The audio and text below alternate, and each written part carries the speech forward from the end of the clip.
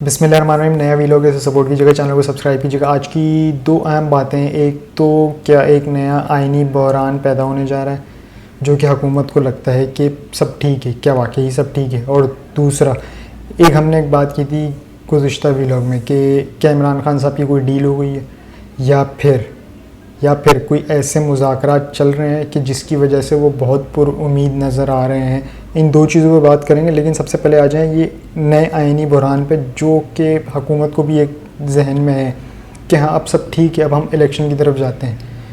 उनका प्लान यही था ना कि किसी तरह के पीटीआई पिक्चर में ना हो और हम हो पिक्चर में। पीटीआई तो नहीं है, अगर देखा जाए पिक्चर में अगर होती तो आज इलेक्शन कैंपेन हो रही होती और किसी और रुख पे सियासत होती, लेकिन इलेक्शन कैंपेन अब तक नहीं हो रही। जबकि उन्होंने वज़ीर आज़म साहब ने अपने कल ही कौम से खिताब किया, उसमें उन्होंने अनाउंस कर दिए कि हुकूमत अपनी इसी साल अगस्त में मुद्दत पूरी करके निगरां के हवाले कर देगी, जो कि वाकई करने जा रही है निगरां। क्योंकि बहुत से लोगों के जहन में ये सवाल है कि शायद ये ट्रैप हो और ये निगरां सेटअप के हवाले ना करें और इसे ये और तवील अरसे तक खींच लें, लेकिन ऐसा नहीं होने जा रहा। ये इसे मज़ीद नहीं खींचेंगे। क्यों? क्योंकि ये भी एक IMF की शर्त से जुड़ी हुई है चीज़। ये भी एक IMF की एक कड़ी है कि इलेक्शन हो और एक प्रॉपर इलेक्टेड गवर्नमेंट आए और फिर उसे कंटिन्यू करे। फिलवक्त अभी जो ये हुकूमत है, जो कि सबसे मकबूल जमात तहरीक इंसाफ, याद हो आपको कि IMF के डेलीगेशन ने उनसे भी मुलाकात की है और उनसे उनका पॉइंट ऑफ व्यू लिया है। फिर उन्होंने अपनी माशी टीम के हमरा बैठ के तमाम उन्हें ब्रीफिंग दी है और इमरान खान साहब ने ओके किया। उसके बाद उनकी बोर्ड मीटिंग हुई है। बोर्ड मीटिंग होने IMF की बोर्ड मीटिंग होने के बाद with in 24 to 48 hours Pakistani कौमी ख़जाने में $1.2 अरब आ गए। ये चीज़ें थी। अब आ जाएँ जो आइनी बहरान है। हुकूमत की मुद्दत ख़त्म हो रही है अगस्त में चले ये असम्बली अगर तहलील करते हैं, अगर तो ये वक्त पर तहलील करते हैं, जो कि गालिबन 13 अगस्त बनती है, तो कम से कम 60 दिन में इलेक्शन होंगे, 60 दिन के अंदर अंदर होने हैं। अगर ये उससे पहले कर देते हैं, उससे चाहे वो एक दिन ही क्यों ना हो, एक दिन पहले ही क्यों ना करें। 13 को मुद्दत ख़त्म हो रही है, वो चाहे तो वो 12 को डिज़ोल्व कर दें या 11 को कर दें, तो फिर उन्हें एक महीना मज़ीद मिल जाएगा। यानी कि अब वो 60 दिन के बजाय वो 90 दिन में इलेक्शन टाइम पीरियड उनको मिल जाएगा, एक महीना मज़ीद मिल गया।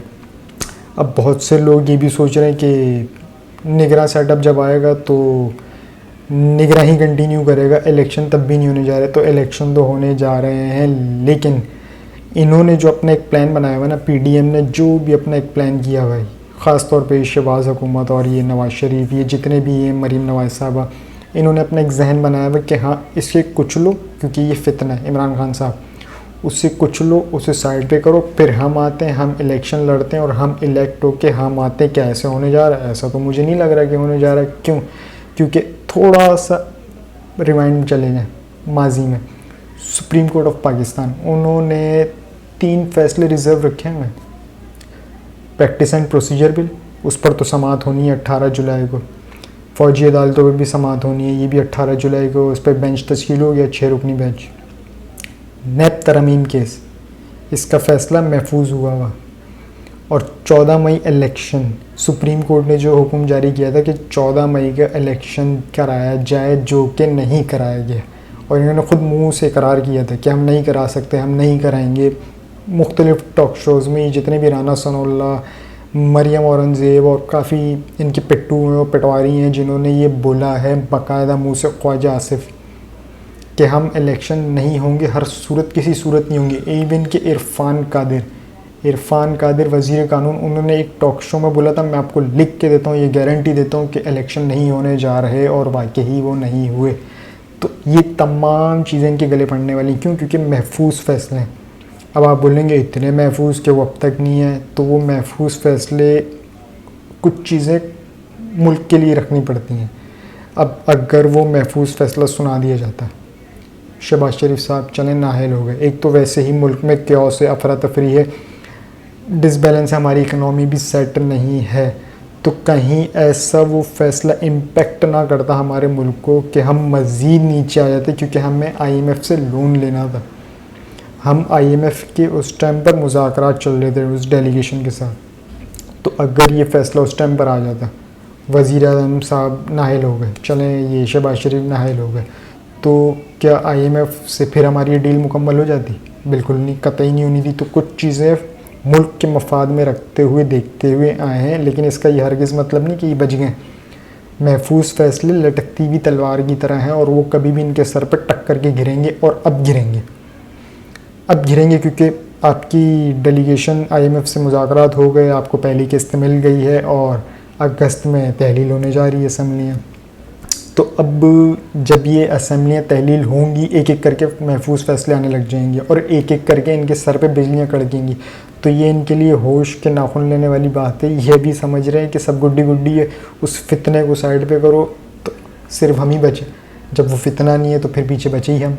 तो हम ही लड़ेंगे, हम ही जीतेंगे और हम ही आएंगे। तो ऐसा नहीं होने जा रहा, ना आप लड़ेंगे ना आप नहीं आएंगे, ऐसा होने बिल्कुल नहीं जा रहा। बेफिक्र रहें, महफूज फ़ैसलों ने अभी आना है। और महफूज फ़ैसले क्या थे वो मैं पहले भी बता चुका हूँ अपने गुज़िश्ता वीलॉग्स में, जो कि मैं इससे पहले पिछले चैनल में जो कर रहा था IK टुडे चैनल, उस पर मैं वीलॉग्स करता था। तो उसमें वो मौजूद है जो मैंने उसमें कहा था कि उसमें कौन कौन फ़ारिग होने जा रहा है। उसमें वज़ीर आज़म शहबाज शरीफ ये फ़ारिग होने जा रहे हैं, इसहाक़ डार साहब फ़ारिग होने जा रहे हैं, और इलेक्शन कमिश्नर वो उनका भी लिस्ट में नाम है, क्योंकि उन्हें एक हुक्म जारी हुआ था ना कि ठीक है आप करवाएं इलेक्शन। तो फिर क्या हुआ था, उन्होंने कहा वो मुझे फ़ंड नहीं दे रहे।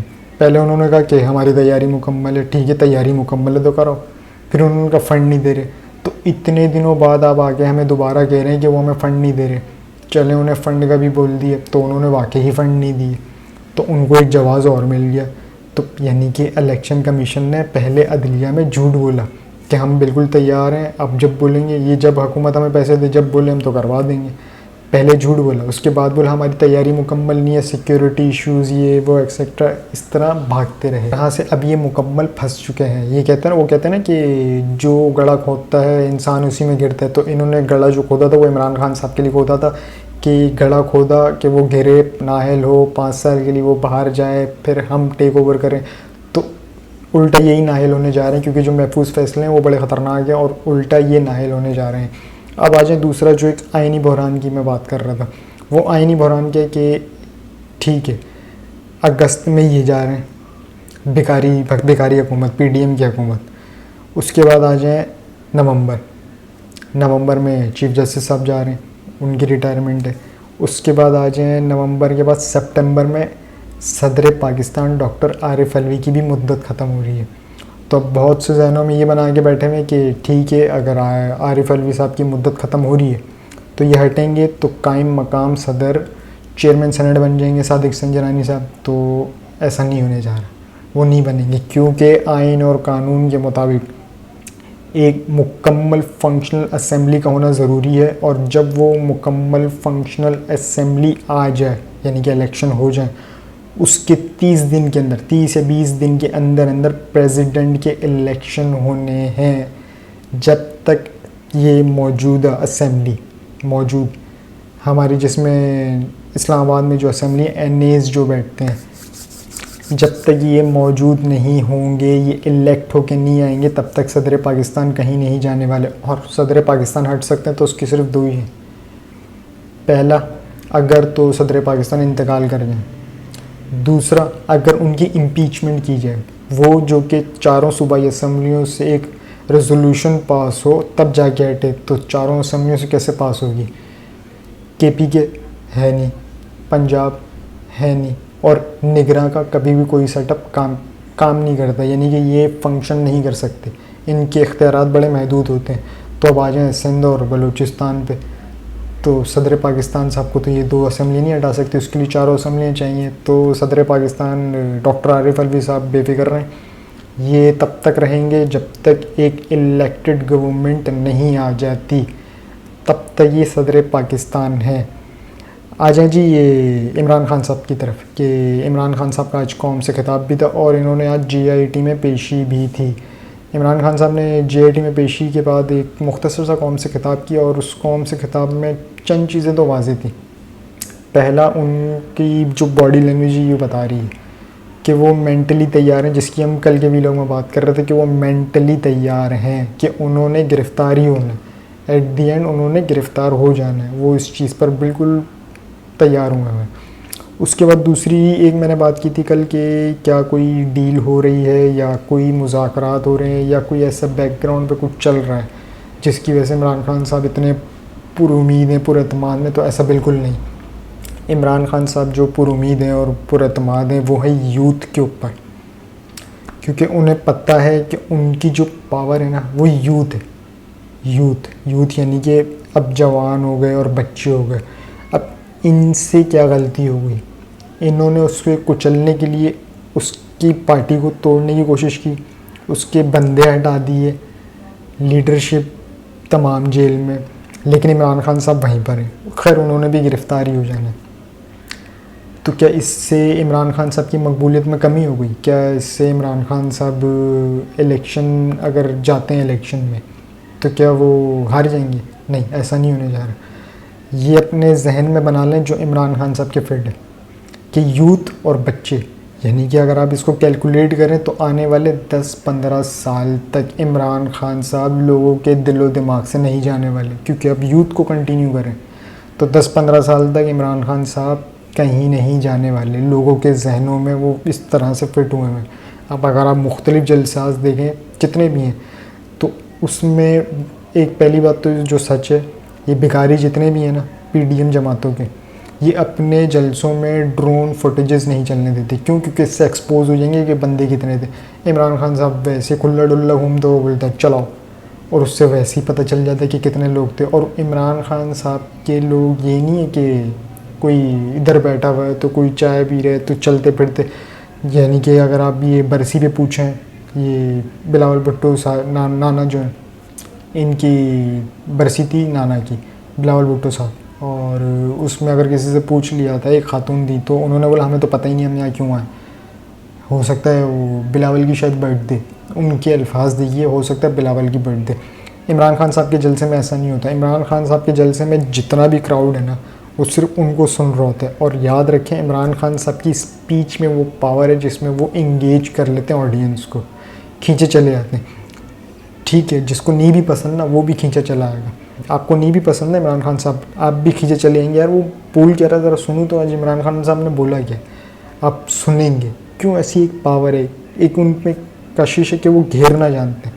अब वो वाला घेरना नहीं है, अल्लाह ने हर किसी को ये सलाहियत नहीं दी, जिसे दी है और वो उसका सही इस्तेमाल कर रहा है। और जब सही इस्तेमाल कर रहा है तो वो कुछ लोगों को बुरा लग रहा है, और जब उनको बुरा लग रहा है तो खटक रहा है। अब आ जाए इलेक्शन में क्या तहरीक इंसाफ होगी, इसका फ़ैसला करेगा ECP। अब ECP मैं क्यों बोल रहा हूँ, क्योंकि इलेक्शन में बैलेट पेपर मेन है। क्या इन्हें बल्ले का निशान मिलेगा? अगर तो बल्ले का निशान मिलता है तब तो समझ जाए कि तहरीक इंसाफ है। अगर बल्ले का निशान नहीं मिलता तो इसका एक ही मतलब है कि पार्टी पर मुकम्मल पाबंदी लग गई। और इमरान खान साहब भी इसी महीने या अगस्त में हो सकता है, लेकिन हुकूमत की कोशिश ये कि हमारे टेन्योर में गिरफ़्तार ना हो, हमारे जाने के बाद गिरफ़्तार हो जाएं, यानी कि 15 अगस्त के बाद हो जाए या 13 अगस्त के बाद हो जाए। जब हम चले जाएं फिर निगरान के मत्थे हमारे सर पे ही बल्ली ना है कि हमारे ऊपर हमारी वजह से ये अरेस्ट हुए हैं। कल मैंने एक बात और भी की थी IMF के हवाले से कि महंगाई का बोझ कुचल देगा, तो होना आराम है। आज 5 रुपये बिजली पे फ़ी यूनिट बढ़ चुके हैं। कल तो मैं 1-1 रुपये करके बता रहा था, जो 10 दिन में कुछ 7 रुपये बन रहे थे। 10 दिन में कुछ 7 रुपये बन रहे थे। फिर मैंने उसे कैलकुलेट किया था, मैंने कहा कि 32 रुपये महीने में 32 रुपये बढ़ जाएंगे, एक रफली कैलकुलेट था। तो आज एक ही दिन में 5 रुपये बढ़ गए, लेकिन मजाल है कोई भिखारी बोलो। क्यों? क्योंकि इवन के लिफाफा पेट सा हाफिज़ भी, ये जितने भी थे ना इमरान खान साहब के दौर में, ये लोगों के मुंह में माइक ठुसेड़ में बोलते थे आप क्या बोलेंगे, आप क्या बोलेंगे, आप क्या बोलेंगे, आप क्या बोलेंगे। अब वो सब खामोश हैं। क्यों? क्योंकि मुझे ऐसा लगता है शायद इनकी भी डोरें कहीं और सेलती हैं। खैर मुझे इतना ही कहना था, अब तक के लिए इतना ही जी। अपना और चैनल का ख्याल रखिएगा, चैनल को सब्सक्राइब ज़रूर कीजिएगा। अल्लाह हाफ़िज़।